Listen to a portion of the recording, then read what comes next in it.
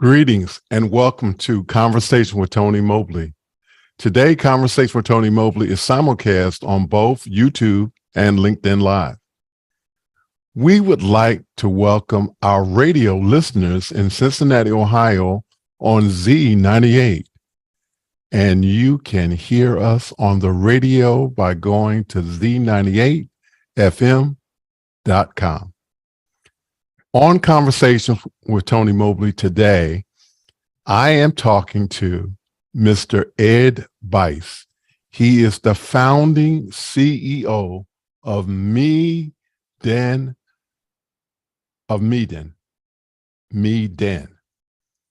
Thank you, Ed Bice, for being here with me today. This is the 73rd episode of Conversation with Tony Mobley. Thanks to everyone for being a part of the journey. We are live on YouTube and on my website, conversationwithtonymobley.com. Conversation with Tony Mobley is produced by valued audio-visual professionals who meet daily in the Office Hour Global show, hosted by Alex Lindsay. Thank you again, Z98FM, LinkedIn Live, and YouTube for conversations with real people. Last week, we had a great conversation with Mr. Dan Flores, and I want to thank the team behind Conversation with Tony Mobley for all of their hard work. You can go to conversationwithtonymobley.com and register for the Mukana chat. Why am I bringing up the Mukana chat? Well, the reason I'm bringing up the Mukana chat is because you can ask your questions in the Mukana chat, and those questions can be voted up and down. And so you can ensure that your question can be asked and answered on Conversations with Tony Mobley. And so now we are going to get down to business, and we're going to begin with our very first question for Mr. Bice. Who is Ed Bice? Oh, that's my one word response to that question is that's me. Maybe that's two words. Hey, Tony, it's great to be with you. Thanks for the invitation. Thank you, sir. Who is Ed Bice? Ed Bice is a person who has had a long life, across 57 years, has lived many lives inside that, and for the last 20 years has been focused on creating social justice through the internet, and specifically through thinking about creative internet technologies that empower journalists and other truth seekers to do their work a bit more efficiently. So that's one answer, and I'll leave it at that because we have more to talk about. Well, one of the things that I want to ask you is, how did you get on this path to really be an advocate for social justice? Yeah. So I've talked about this a lot. And I've got a few things that I generally bring up. I will say that I was not a social activist, at least not outwardly, until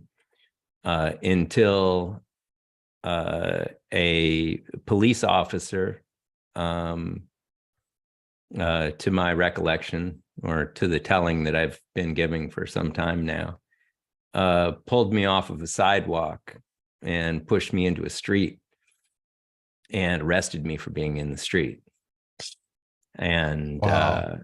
And that one action by, I can still imagine and still visualize his face.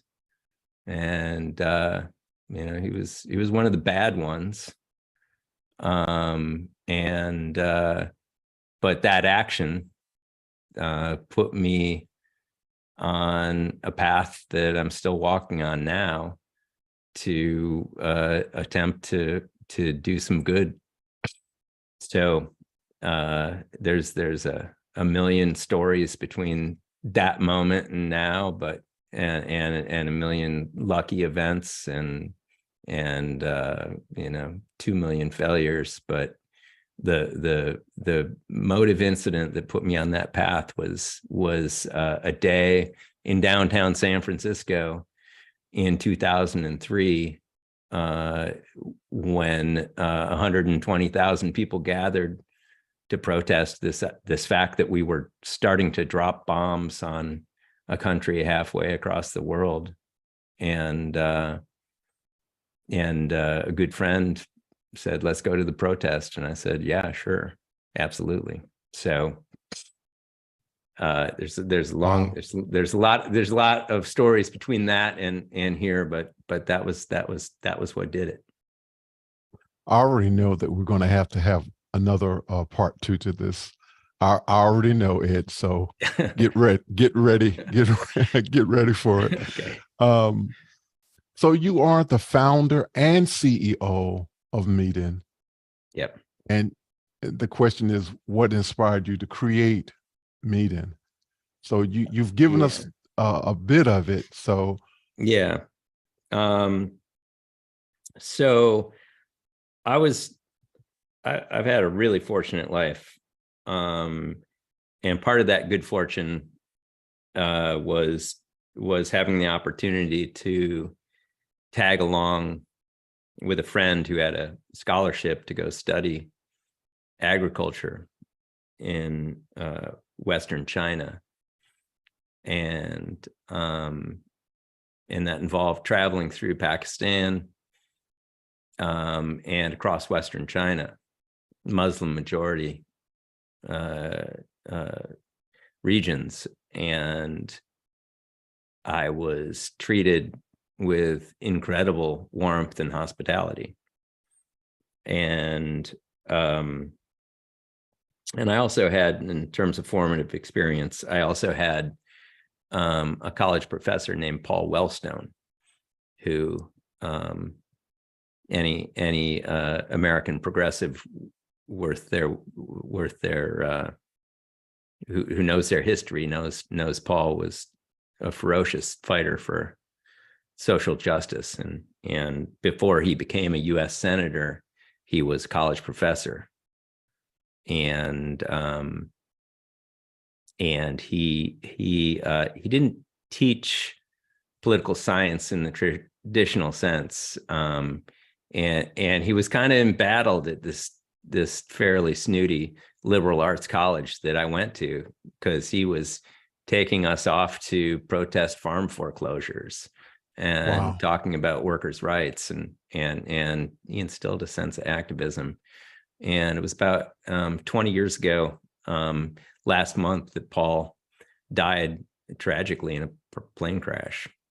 And so kind of little latent activism from having been touched by Paul Wellstone, little vision for, the truth of Muslim culture, and a sense of outrage around the start, this post 9/11 start to the war in Iraq.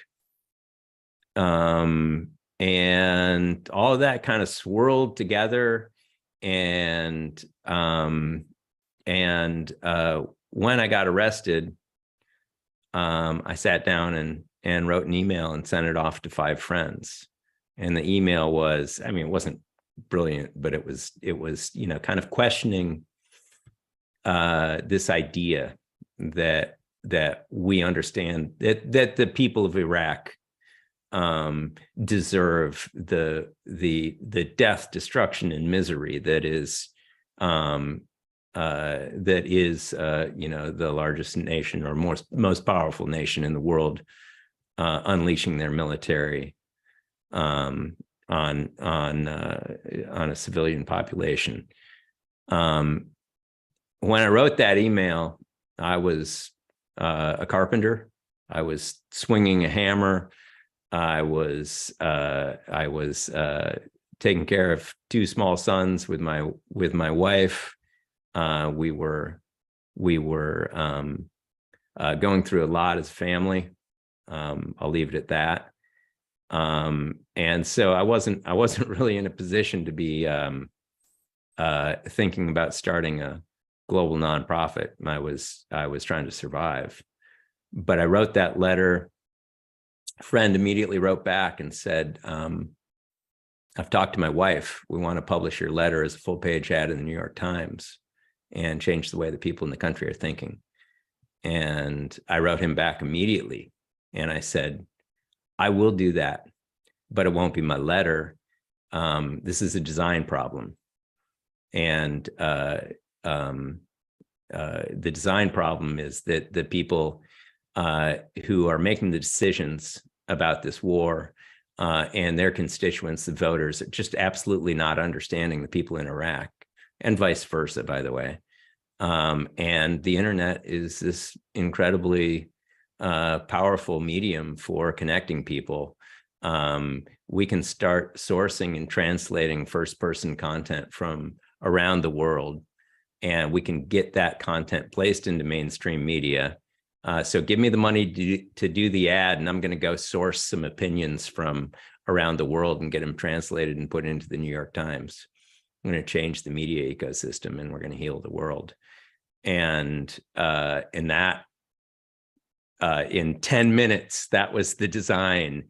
And a month later, I was doing interviews with the BBC while huddling behind the latrine on the job site. And I was hustling, and I was faking it, and I had no position to be doing what I was doing. But when I said about it, I tried to make something work, tried to make something stick. And where Medan is now, nearly 20 years later from that, I could never have imagined in a million years. But that's kind of that's where it started, Tony. So it started with me hustling, having some really, probably way ahead of their time ideas around social networks, hybrid translation, communities coming together to source, curate, remix content. And the internet at that time didn't include Facebook, didn't include Twitter, didn't include social media. So that was very early days. Absolutely amazing. Do you think that if you had not had the experience with the professor, and forgive me, I've forgotten his name. Paul Wellstone. Say his name. Paul Wellstone. Yep. If you had not had the experiences that you had, because the office hours community would say that was project-based learning, by the fact that you were out there, you were participating in protests, you were acting on what it means to be a social justice advocate.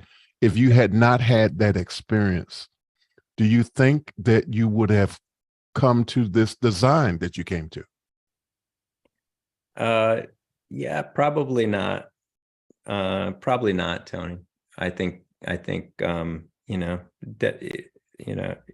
it's hard to unravel what parts of our actions in our life owe to what factors, but certainly, I like to think that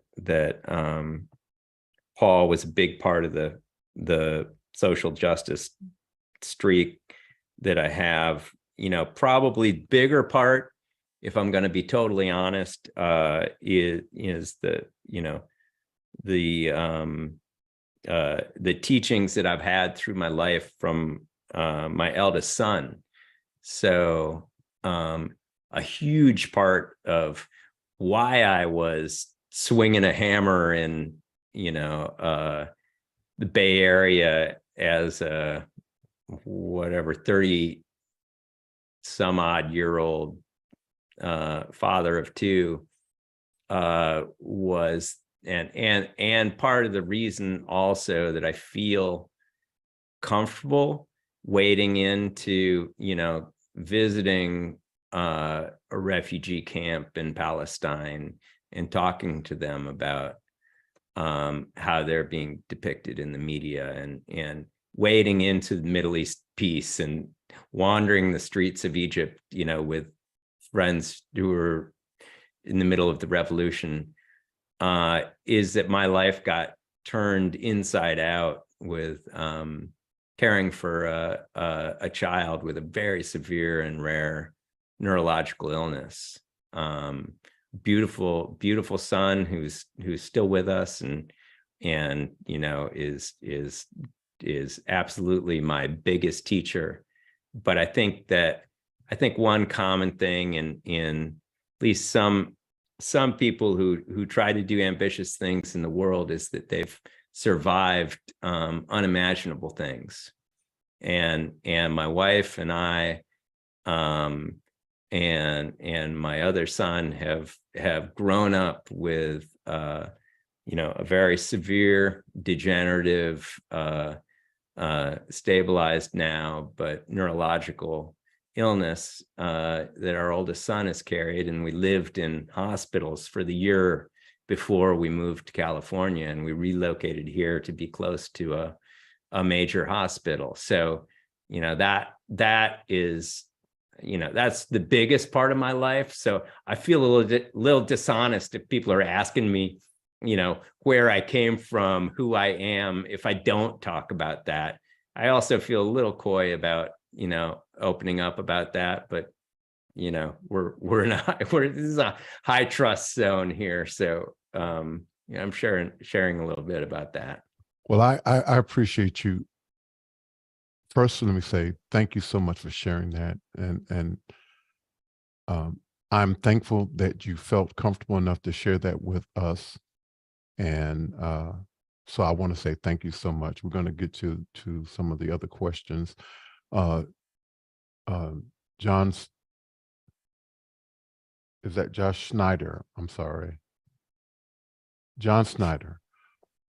What resources do you currently use for your personal growth and development, favorite books, blogs, etc.? Thanks for the question, John. I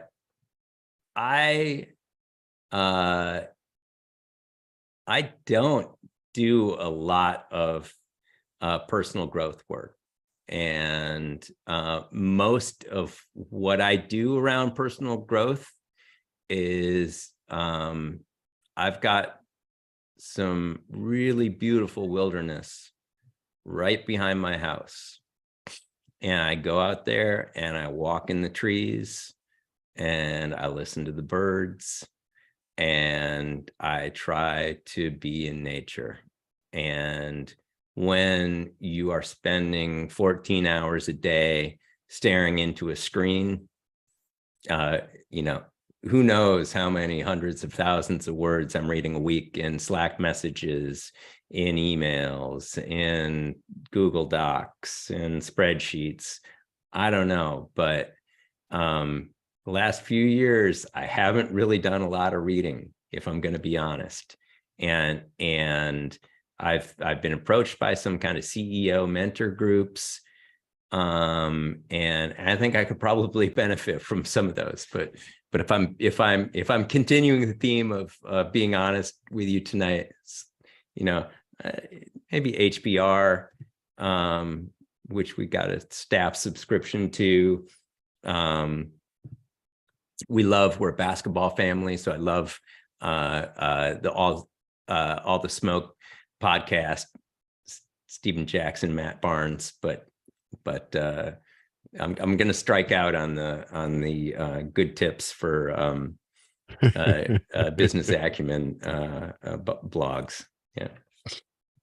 And that was from John Snyder. Thank you, John Snyder, who's been a guest on Conversation with Tony Mobley. Lou Perez from Phoenix, Arizona asks, your company goals and messages are seemingly overwhelming. As CEO, how do you help guide your company and employees on accomplishing your goals?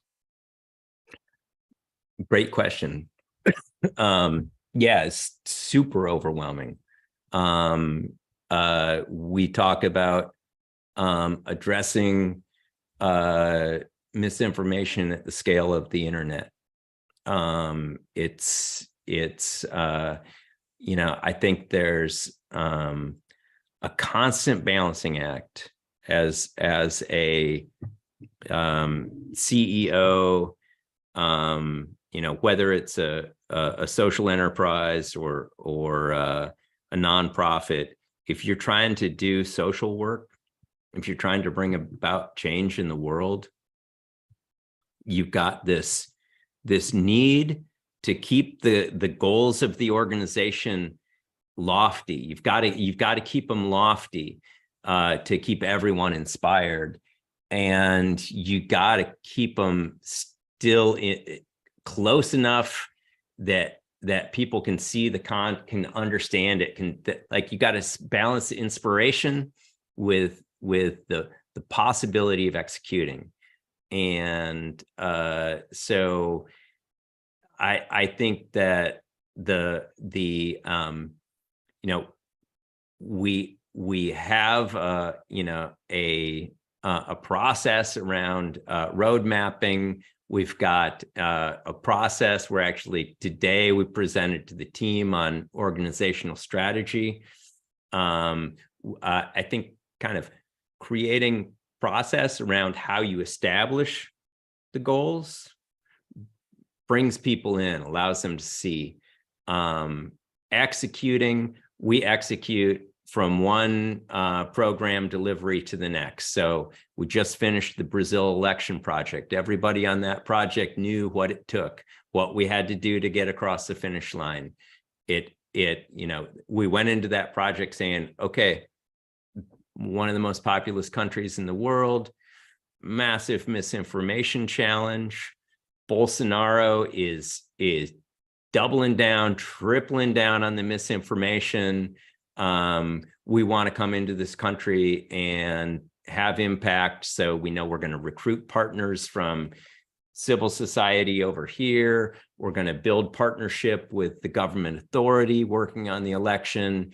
And we're going to address misinformation specifically on WhatsApp, because 96% of Brazil is on WhatsApp, and there's no way to get journalism in there without our software. So, it's like, keep the objectives really lofty, implement and track your goals against really specific deliverables. And it's the yin and yang that keeps people motivated and keeps them delivering.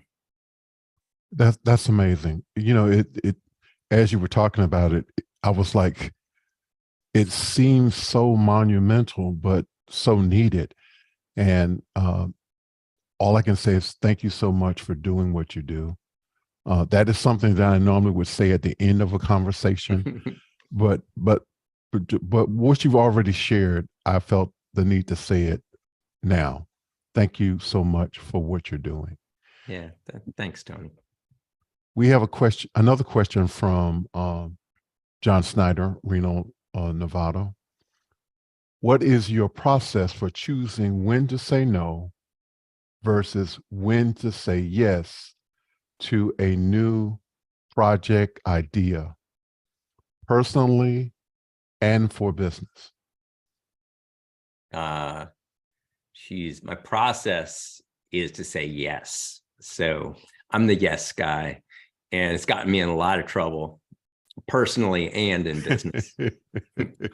So I just, more yes saying is my general approach to everything. No, about 6 years ago, maybe 7 years ago. As a founding CEO, you've got a lot of power, investing in the fact that, you bloodied your, you got the blisters and did the work and wore out the shoes, getting the thing off the ground, and you managed to put yourself in the top spot. But functionally, I wanted to put in place a structure that signaled very explicitly to the team that it wasn't that I wasn't an authoritarian, even if I was promising to be a benevolent dictator. So I set up a governance structure inside the organization, inside the staff of an executive leadership team. And I've got one vote on that. So every major decision, whether it's taking on a grant, whether it's launching a new product, whether it's making a hire, whether it's a contract offer to an existing employee, that's got to go through that leadership team. So in a sense, my yes is one of 5 votes. So okay. Process for choosing when to say yes and no is a process of putting critical decisions in front of that executive leadership team and getting them to weigh in and discuss it. And obviously there's decisions that are board level decisions, but for everything involving the day-to-day, what we're doing, I kind of put in place a structure that sort of disempowered me, but ended up actually being really, really healthy for the organization. We've managed to make it through some really challenging situations, which I don't think we would have made it through if we didn't have that structure in place. Were you intentional in having an odd number? No, and in fact, it's been an even number at different points in time, and that's unfortunately or fortunately, we've never had a split vote on an even at a time when we had an even voting.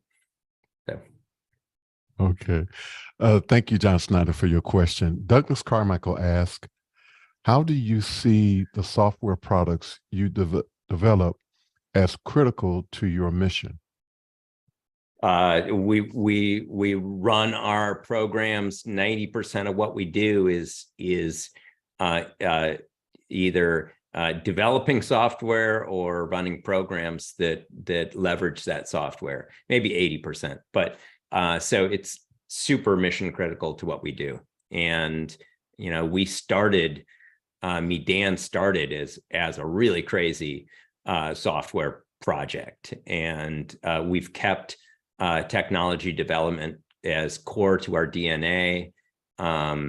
There are a million examples of wasted philanthropic and donor agency resource that have gone into open source technology development, and it's a very difficult thing to convince social funders to put money behind technology because of all of those failures.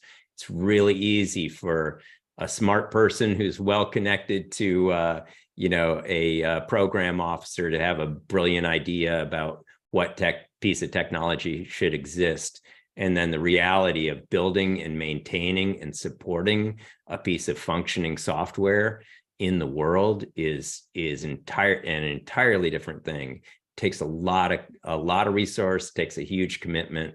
But we've always taken that as core to our DNA. So we've always put software at the middle of what we do. Thank you, Douglas, for that question. Dr. Chris Clark from Tempe, Arizona asks, "Ed, I see the arc of your story as a version of the path blazed by Ralph Nader, Martin Luther King Jr., Parker Palmer, and even Henry David Thoreau. Do you agree that this is a reasonable resemblance?" Strong disagree, Chris. Strong disagree. No, I'm flattered, but no, I'm just super determined, persistent leader of a great team of people. Maybe some of the rampant idealism on our best days reflects on other social warriors, but no, Chris, I'm going to disagree. I admire deeply all those individuals, and I'm not in this lifetime anyway. Am I willing to contemplate that lofty? Yeah. Thank you, Dr. Clark, for that great question. We have a question from the Philippines from Mickey Macature. And his question is, ask Ed about Maria Ressa, how Medan helped her. Hey, Mickey, and hey, Philippines. Yeah, I was talking before the show started, and maybe there's a chance to come back to that. It's a remarkable thing when the rest of the world recognizes in a friend what you've seen for years and years. And Maria was a friend before she became a board member, and was a board member at Medan before the world, really the bigger world, the Nobel Peace Prize world, came to celebrate Maria. And it's an amazing feeling to see a friend, someone so committed to social justice, someone who has put her very life on the line to defend journalism and to serve her home country, the Philippines. Maria being a U.S. and Filipino citizen, and the work that we did with Maria over the last year. We set up a large election monitoring coalition in the Philippines. Our software was used to set up 12 separate tip lines that Filipino citizens could use to send in messages over Messenger and Viber and Telegram, that like hundreds of partners, or more than 100 partners, fielded, curated, responded to, sent content back through those messaging channels, with fact checks, with relevant journalism, in an effort to level the playing field there in that presidential election. That was an incredibly inspiring project. Huge energies went into that, and to work that closely with Maria through that event over the course of the year. She's just such an inspiring person. Medan has not helped Maria in anywhere near as much as Maria has helped Medan. So just having a friend who's a Nobel Peace Prize winner is like a kind of, it's an unbelievable thing to feel like history recognizes your friend, and to have spent an hour and a half on a really tough conference call, and then look at your phone 8 hours later and realize that person that you've been working with so closely over the last 8 months has won the Nobel Peace Prize was one of the really joyful moments in my life. Like there's just like no better person could have received that award, and was really, really a phenomenal individual. Anybody listening to this show who doesn't know Maria's work, go on YouTube right now and start watching some videos, because she is absolutely a candle burning bright inside a hot oven, and she is doing so much good in the world, and has such an important message. That was so powerful. Thank you for sharing that. Thank you, Mickey, for asking the question. Douglas Carmichael is back again, and he says one of the corporate benefits of you mentioned is the paid subscription to meditation apps and other mental health resources. How do you see the role of these apps versus personal relationships, telehealth or otherwise, with mental health professionals? Douglas. Thank you, Douglas. Gotta love the internet. Your viewers are scouring the website, Tony. They're getting into our, I imagine Douglas is looking at open job postings on Medan.com right now, and he's looking at the benefits, and he's looking at some of the benefit details here. So Douglas, what I'll say from this question, Douglas, is Medan is a company that cares about its people. And that's like the one thing I've like, if I've got like a superpower as a leader, it's caring about people. That's the only thing I really excel at. Maybe I'm slightly creative, but that generally comes at the cost of chaos. Maybe I'm, good at connecting dots, as is every other CEO, but I'm really good at caring about people.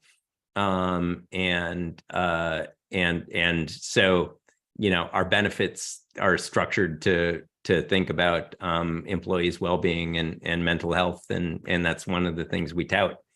And so I think that's my response.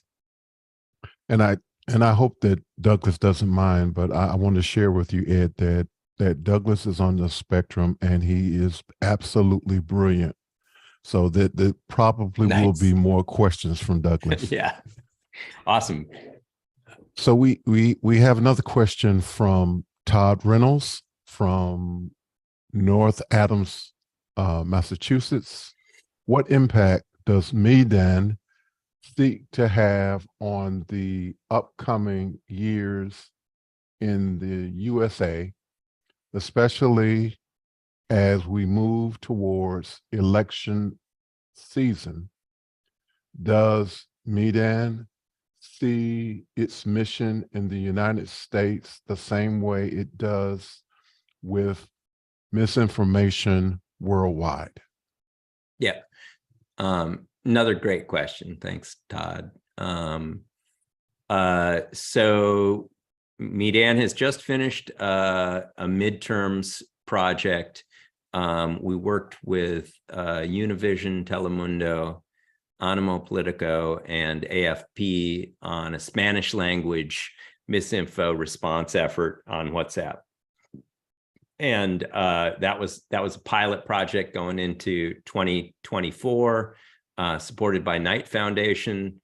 And we are right now, yesterday actually, had a meeting with those partners talking about 2024.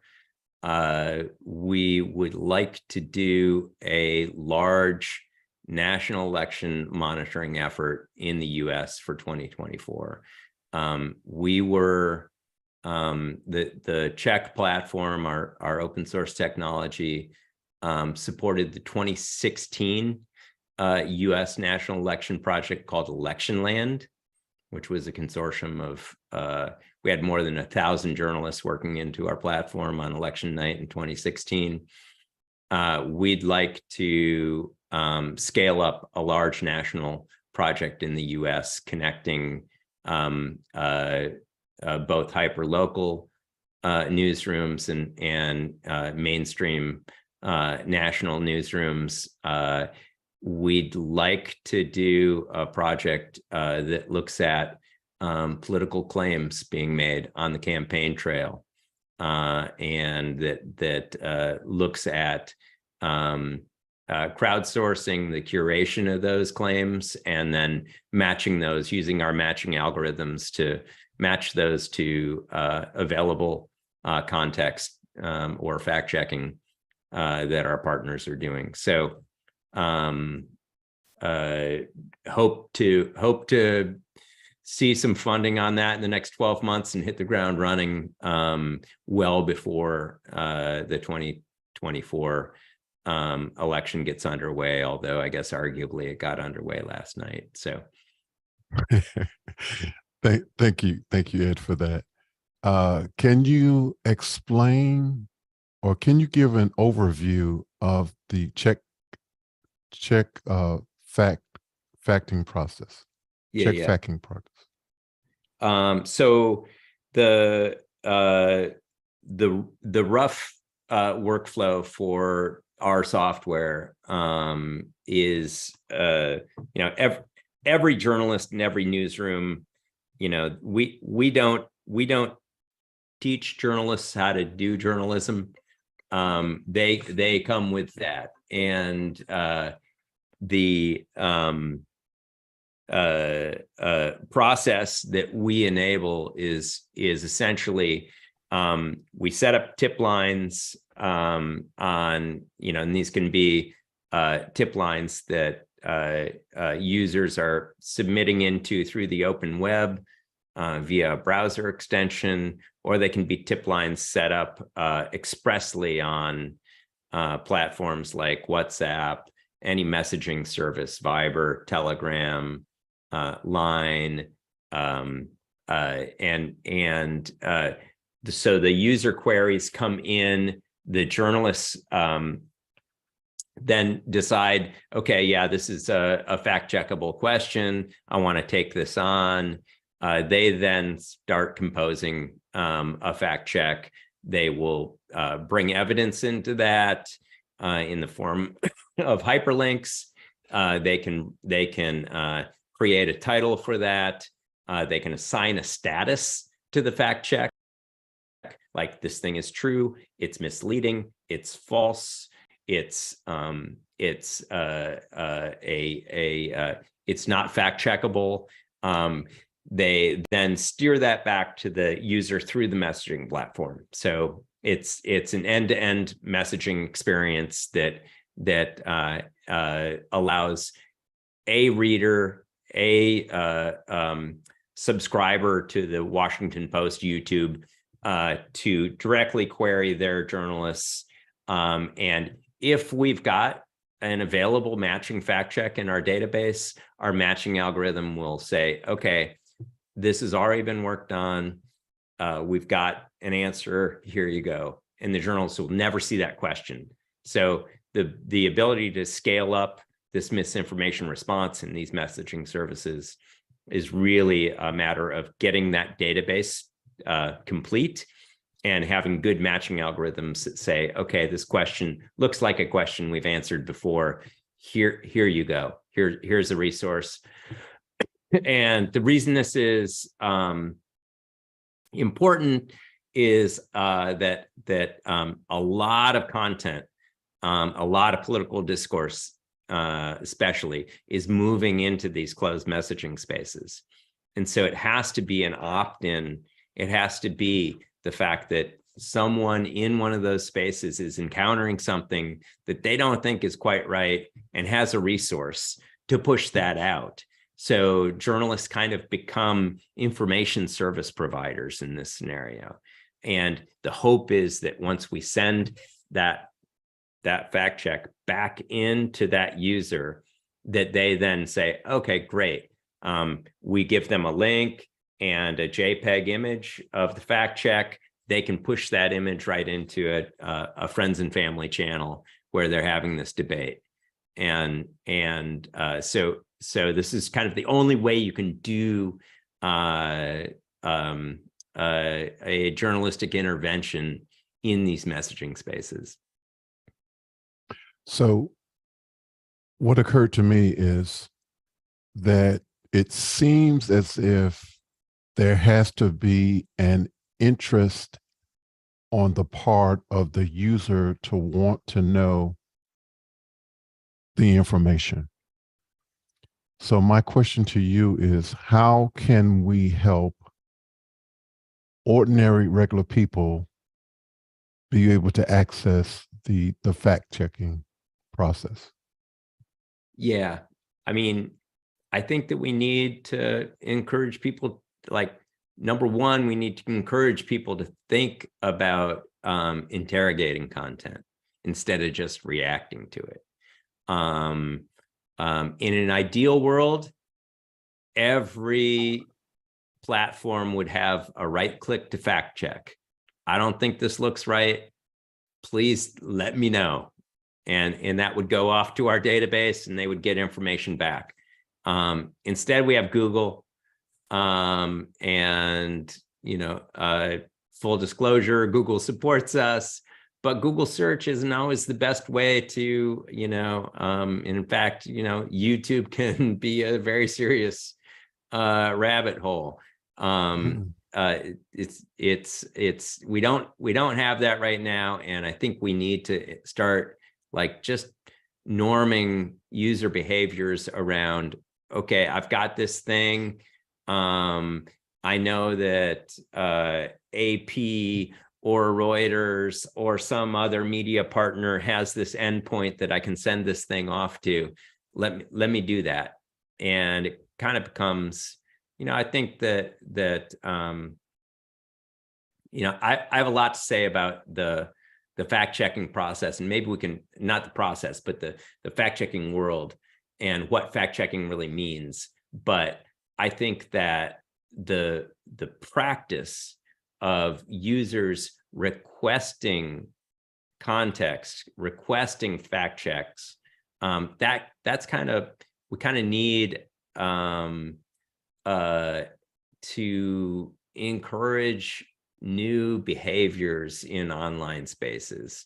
And a lot of this gets cream puffed around media literacy is the buzzword. Like, people just need to be more aware of what you know, the kind of the argument that misinformation is like spam that's coming across, and you just need to not get duped into falling for it. But I think that more than that, we need behaviors that have people like opting in to request a fact check from a trusted journalist. And you know, we're modeling that in some really small ways with these, you know, 30 odd partners that we've got on the WhatsApp program. Those are 30 different endpoints that individuals all around the world can send content off to and get more information about that. So you know, hopefully that's part of healing the internet. And I'm going to ask my team to share the Meedan website at this time to those who might be watching. Please share the website. And Ed, is there anything in particular that you want our viewers to look at on the website? Is there's so much information there, and yeah, no, I would say just you know, look at our most recent work on the Brazil election. If you have the means, you know, consider making a donation and supporting our work. If you don't have the means and you know somebody who does, share it with them. You know, the one thing I want to say, Tony, is that the a lot of what we do is in the fact-checking world. And unfortunately, fact-checking especially in the United States, but this tactic is getting deployed internationally. Fact-checking is being politicized, and there's a broad narrative that says, fact checkers are inserting a progressive agenda into information spaces, and platforms like Meta and Twitter should stay away from this, because they should let the communities and the crowds settle the debates on what constitutes a legitimate piece of content. And I think that we're in very early days of this form of after the fact checking. Fact checking used to be a journalistic practice where the story got written, it got sent to the fact checking department, they checked out everything in the story and published it. Now it's happening after the fact, post hoc fact checking.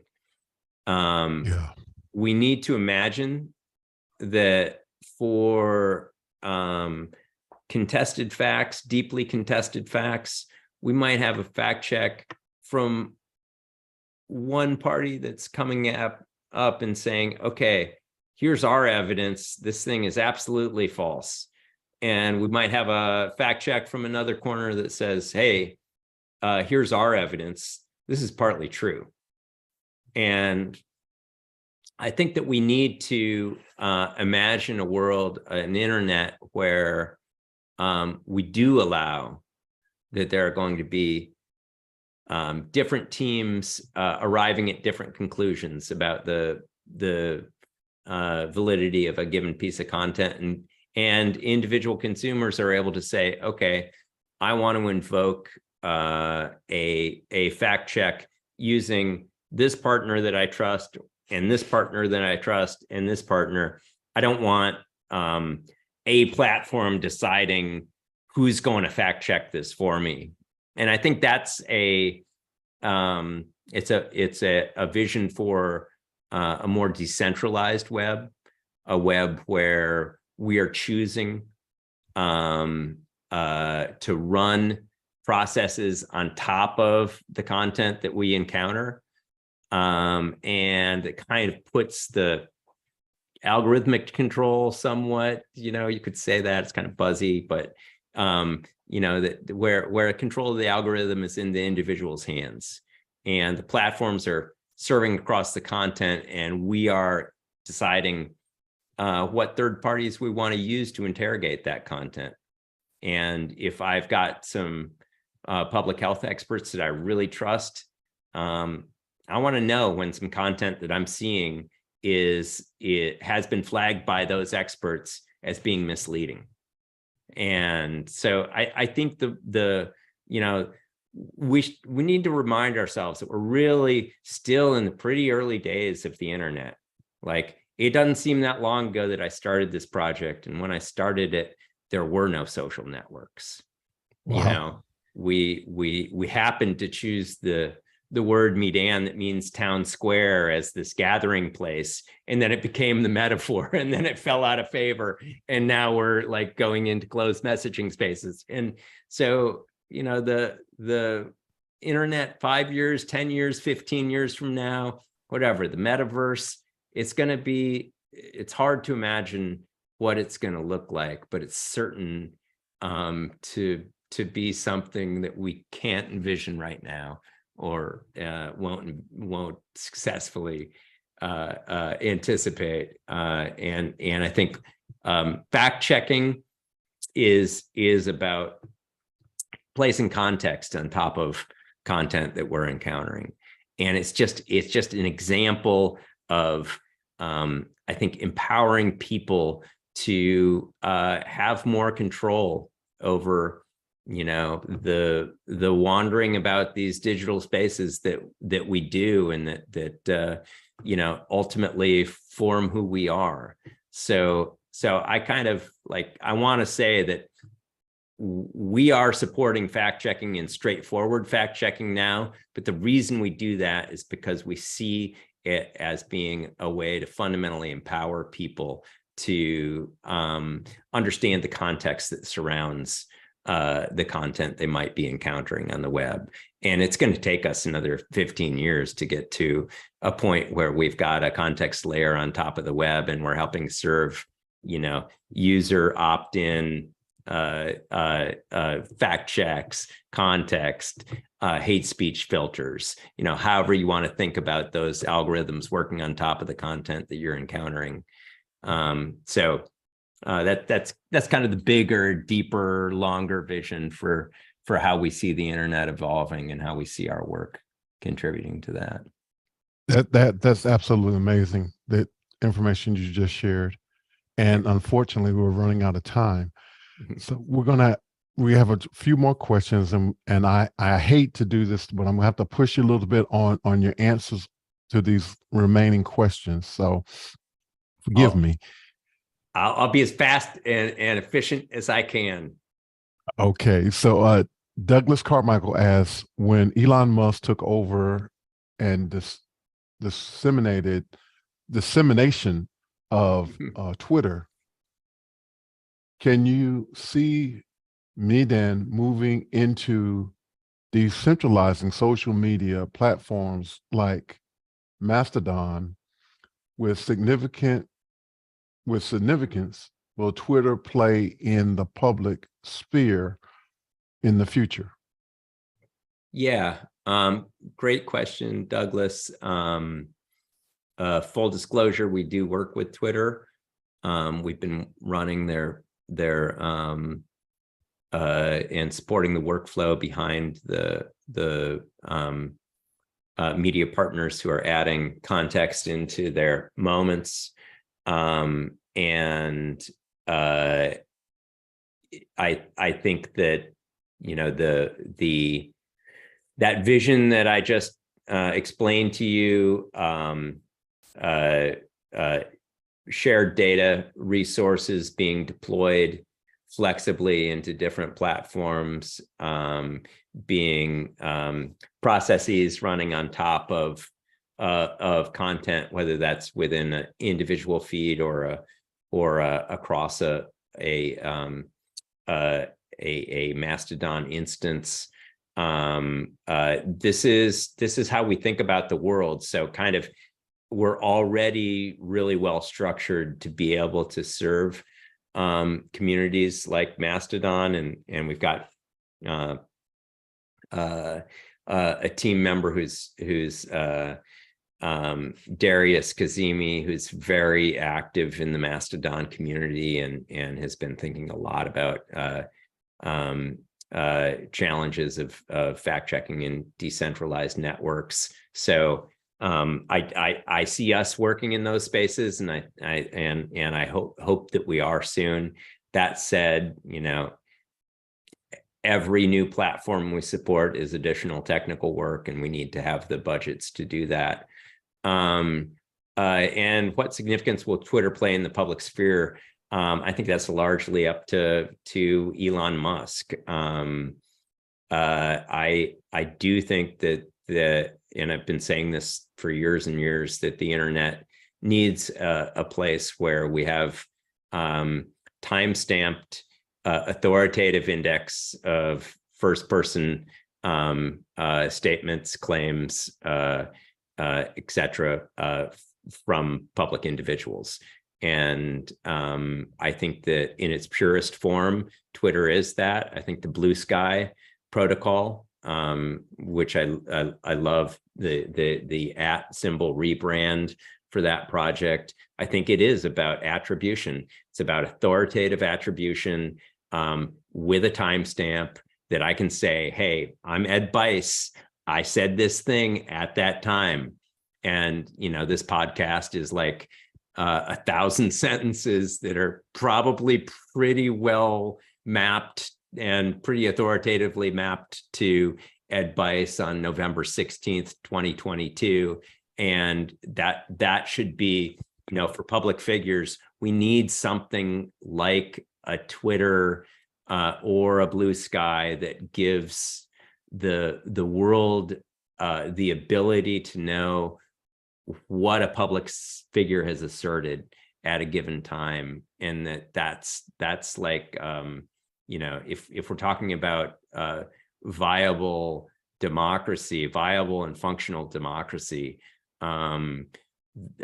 knowing what public figures have asserted and claimed and what they've retracted is really critical. And in its purest form, I think Twitter is that. So we need something like Twitter, we'll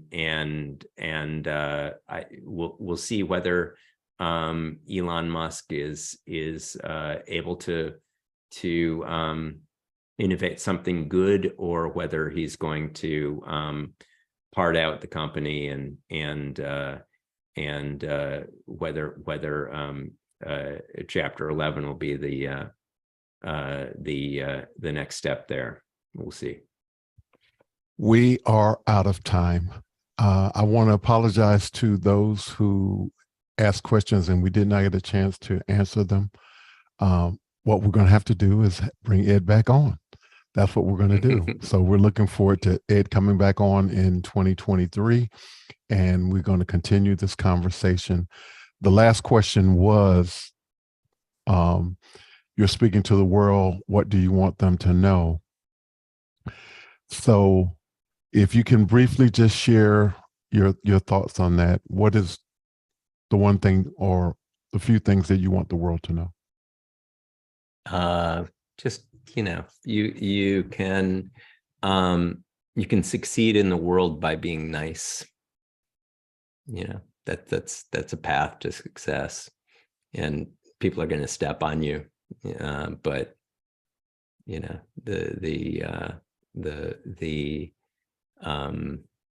value, the long-term value of caring for the people around you is immeasurable. And so I think that's my parting message. Thank you. Thank you. Thank you. Thank you. Absolutely. Thank you. Thank you. I enjoyed the conversation. If you have time, please go back and watch the 70+ episodes of Conversation with Tony Mobley. We think that you will find something that you like and hopefully something helpful. Conversation with Tony Mobley can be heard on 98.1fm.com, our radio audience in Cincinnati. And let me just share with you, the Medan website is medan.com, medan.com. Thanks to Taylor Sunderhouse and the team behind Conversation with Tony Mobley for making all of this happen. And again, I want to say to Mr. Ed Bice, thank you for our conversation today. And thank you, most importantly, for the work that you do. Conversation with Tony Mobley series will continue next week. We will have a panel on cancer survivors.